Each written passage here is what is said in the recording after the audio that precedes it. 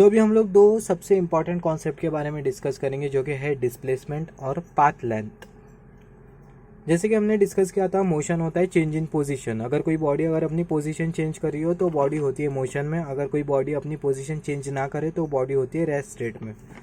तो यहाँ change in position को कंसिडर करते हुए दो कॉन्सेप्ट निकाला गया है, जो कि है पाथ लेंथ और डिस्प्लेसमेंट। दोनों में डिफरेंसेस है, आगे हम लोग डिस्कस करेंगे। यहाँ पर जो पाथ लेंथ है उसको हम लोग डिस्टेंस भी बोल सकते हैं। तो सबसे पहले हम लोग समझ जाते हैं पाथ लेंथ क्या होता है, फिर उसके बाद हम लोग देखेंगे कि डिस्प्लेसमेंट क्या होता है। तो कंसीडर कर लेते हैं ये है ट्री, और ये जो ट्री है वो है रेफरेंस पॉइंट। जब भी हम लोग कोई मोशन डिस्क्राइब करेंगे तो उस केस में हम लोग रेफरेंस पॉइंट पहला कंसीडर करते हैं, क्योंकि कोई भी बॉडी एक पॉइंट के रेस्पेक्ट में मोशन में हो सकती है, मगर दूसरे पॉइंट के रेस्पेक्ट में जो बॉडी है वो रेस्ट स्टेट में हो सकती है। तो कंसीडर कर लेते हैं ये है पॉइंट ए, ये पार्टिकल है जो कि है पॉइंट ए पर, और टाइम t1 हम लोग कंसीडर करें, मतलब जब ये पार्टिकल पॉइंट ए पे था तभी जो टाइम था वो था t1। सिमिलरली जो पार्टिकल है पॉइंट ए से पॉइंट डी पे आ जाता है और तभी जब टाइम होता है वो होता है t2। Similarly particle point D से पॉइंट सी पे आ जाता है और तभी जो टाइम होता है वो होता है t3। तो यहाँ पे हमें ये फाइंड आउट करना है कि पार्टिकल ने कितनी लेंथ कवर किया। तो जब अगर हम लोग कंसिडर करें, जब पार्टिकल पॉइंट ए से पॉइंट डी पे जाता है तो पार्टिकल जो लेंथ कवर करता है वो इतनी कवर करता है, देख सकते हैं इतनी लेंथ कवर करता है। सिमिलरली पार्टिकल जब पॉइंट डी से पॉइंट सी पे जाता है तो जो पार्टिकल जो लेंथ कवर करता है वो इतनी करता है, इतनी लेंथ कवर करता है पार्टिकल। तो अभी अगर हम लोग टोटल लेंथ फाइंड आउट करें तो ये जो लेंथ कवर कर रहा है पार्टिकल, इसको हम लोग बोलते हैं पाथ लेंथ। अगर हम लोग total path length find out करें तो हमें कंसीडर करना होगा टाइम ड्यूरेशन। t1 से t2 के टाइम ड्यूरेशन में कितना पाथ कवर किया ऑब्जेक्ट ने, t2 से t3 के टाइम ड्यूरेशन में ऑब्जेक्ट ने कितना पाथ कवर किया। सो t1 से t2 के टाइम ड्यूरेशन में ऑब्जेक्ट ने जो पाथ कवर किया है 2 + 2 + 3। पॉइंट ए से पॉइंट बी के बीच का जो डिस्टेंस है वो है 2 मीटर, और बी से सी के बीच का जो पाथ है वो है 2 मीटर, सी से डी के बीच का जो पाथ है वो है 3 मीटर। फिर उसके बाद t2 से t3 टाइम ड्यूरेशन के बीच में जो ऑब्जेक्ट जो पाथ कवर करता है वो होता है 3 मीटर का। तो जो टोटल जो पाथ लेंथ होगी वो होगी 10 मीटर की। तो ऑब्जेक्ट जो टोटल जो पाथ कवर करा, मतलब पॉइंट ए से पॉइंट डी, पॉइंट डी से पॉइंट सी, टोटल जो ऑब्जेक्ट ने पाथ कवर किया वो हुआ 10 मीटर का। जो पाथ लेंथ है वो है 10 मीटर की। पाथ लेंथ हमें ये बताती है कि ऑब्जेक्ट कितना लेंथ कवर कर रहा है अपने मोशन के टाइम, और ये जो पाथ लेंथ है वो हमेशा पॉजिटिव होती है, इसको हम लोग हमेशा पॉजिटिव कंसीडर करते हैं। तो अभी हम लोग आगे देखेंगे डिस्प्लेसमेंट के बारे में। तो अभी हम लोग जब डिस्प्लेसमेंट कंसीडर करते हैं, डिस्प्लेसमेंट भी हमें यही बताता है कि बॉडी की पोजीशन चेंज कितनी हो रही है। पाथ लेंथ भी हमें यही बता रही है कि बॉडी की पोजीशन चेंज कितनी हो रही है, और जो पाथ लेंथ है वो होती है हमेशा पॉजिटिव। डिस्प्लेसमेंट भी हमें ये बताता है बॉडी का पोजीशन चेंज, मगर जो डिस्प्लेसमेंट है वो पॉजिटिव भी हो सकता है, नेगेटिव भी हो सकता है और ज़ीरो भी हो सकता है। तो कंसीडर कर लेते हैं ये है रेफरेंस पॉइंट, जो ऑब्जेक्ट है पॉइंट ए पर, और ये ऑब्जेक्ट मूव करना चालू करता है, ऑब्जेक्ट आ जाता है पॉइंट बी पर। ऑब्जेक्ट जब पॉइंट ए पर होगा तो उस केस में हम लोग ऑब्जेक्ट का इनिशियल डिस्प्लेसमेंट कंसीडर करेंगे।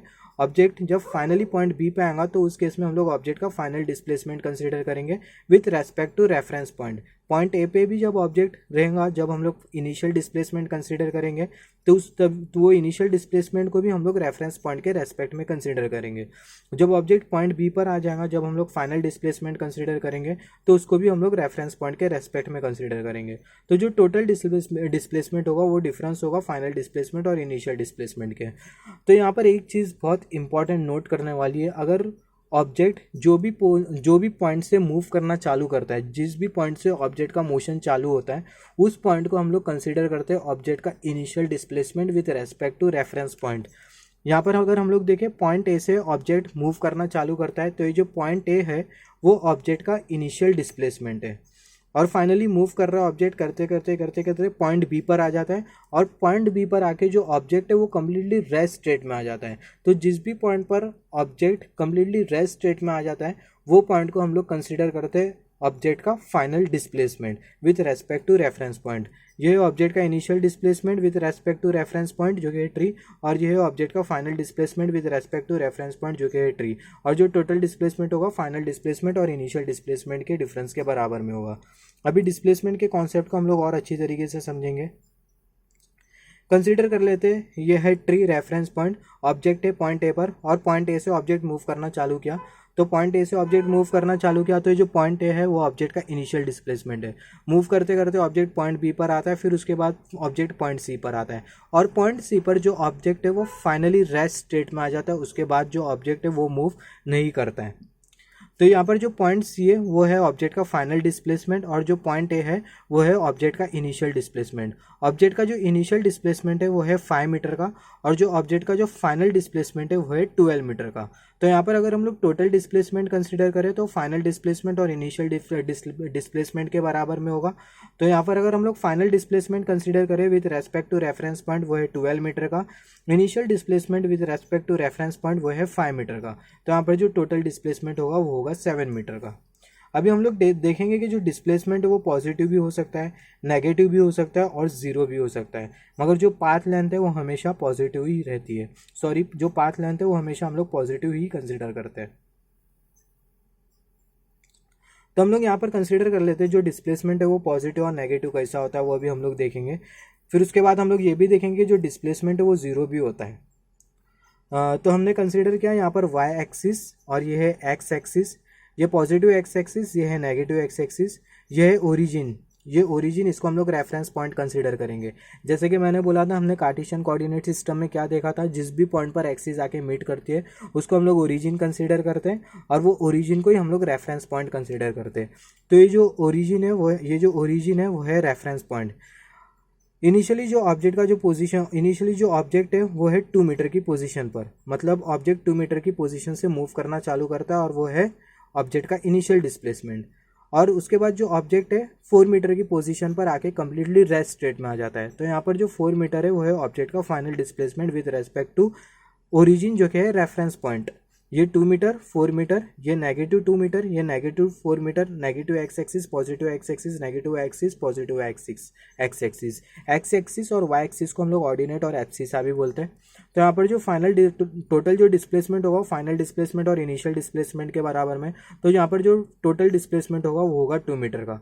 तो यहाँ पर अगर हम लोग देखें जो डिस्प्लेसमेंट है वो है पॉजिटिव डिस्प्लेसमेंट, मतलब एक्स एक्सिस के तरफ पार्टिकल का डिस्प्लेसमेंट हो रहा है, एक्स एक्सिस के पॉजिटिव साइड पर पार्टिकल का डिस्प्लेसमेंट हो रहा है।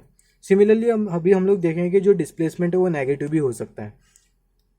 तो ये हमने सेम ओरिजिन कंसीडर किया, 2 मीटर की पोजीशन, 4 मीटर की position, Y axis X axis. Initially जो ऑब्जेक्ट की जो पोजीशन है वो है 4 मीटर, मतलब 4 मीटर की पोजीशन से ऑब्जेक्ट इनिशियली मूव करना चालू करता है। जिस भी पॉइंट से ऑब्जेक्ट मूव करना चालू करता है, जिस भी पॉइंट से ऑब्जेक्ट की पोजीशन में चेंज आने लगता है, वो पॉइंट हम लोग इनिशियल डिस्प्लेसमेंट कंसीडर करते हैं। तो ये जो 4 मीटर है वो है ऑब्जेक्ट का इनिशियल डिस्प्लेसमेंट। और जो फाइनली जो ऑब्जेक्ट है वो 2 मीटर की पोजीशन पर आकर कंप्लीटली रेस्ट स्टेट में आ जाता है। उसके बाद जो ऑब्जेक्ट है वो अपनी पोजीशन से मूव नहीं करता है with respect to reference point. और तो ये जो 2 मीटर की जो पोजीशन है वो है ऑब्जेक्ट का फाइनल डिस्प्लेसमेंट और जो 4 मीटर की जो पोजीशन है वो है ऑब्जेक्ट का इनिशियल डिस्प्लेसमेंट। क्योंकि 4 मीटर की पोजीशन से ऑब्जेक्ट मूव करना चालू करता है, 2 मीटर की पोजीशन पर ऑब्जेक्ट कंप्लीटली रेस्ट स्टेट में आ जाता है। और हम लोग जो दोनों जो डिस्प्लेसमेंट है उसको रेफरेंस पॉइंट के रेस्पेक्ट में कंसीडर कर रहे हैं।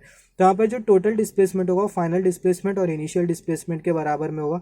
Total displacement is equal to दोनों के डिफरेंसेस के बराबर में होगा, टोटल डिस्प्लेसमेंट तो final displacement minus initial displacement. जो फाइनल डिस्प्लेसमेंट है 2 मीटर का, initial displacement 4 metre, total displacement minus 2 metre. यहाँ पर अगर हम लोग देखें डिस्प्लेसमेंट हमें नेगेटिव मिल रहा है, डिस्प्लेसमेंट नेगेटिव मिल रहा है, इसका मतलब जो पार्टिकल का जो डिस्प्लेसमेंट का जो डायरेक्शन होगा वो एक्स एक्सिस के नेगेटिव साइड पर होगा, toward negative side of x axis. अभी हम लोग देखें यहाँ पर हमने ये देखा कि जो डिस्प्लेसमेंट है वो नेगेटिव है, यहाँ पर हमने ये देखा कि जो डिस्प्लेसमेंट है वो है पॉजिटिव। अभी हम लोग देखेंगे जो डिस्प्लेसमेंट है वो जीरो भी हो सकता है। डिस्प्लेसमेंट कैसा जीरो होता है, अगर कोई पार्टिकल अपनी इनिशियल पोजीशन से मूव करना चालू करता है और फिर से अपनी इनिशियल पोजीशन पर आके कंप्लीटली रेस्ट स्टेट में आ जाता है, तो उस केस में जो डिस्प्लेसमेंट होता है वो होता है जीरो। कंसीडर कर लेते हैं पार्टिकल अपनी इनिशियल पोजीशन से मूव करना चालू करता है और फिर से अपने इनिशियल पोजीशन पर आकर कंप्लीटली रेस्ट स्टेट में आ जाता है, तो इस केस में जो डिस्प्लेसमेंट होता है वो होता है जीरो। अभी इसको हम लोग बहुत अच्छी तरीके से समझेंगे। कंसीडर कर लेते हैं ये है ट्री और ये हम लोग ऑब्जेक्ट कंसीडर कर लेते हैं और ये हम लोग पॉइंट आर कंसीडर कर लेते हैं, ये है पॉइंट ए।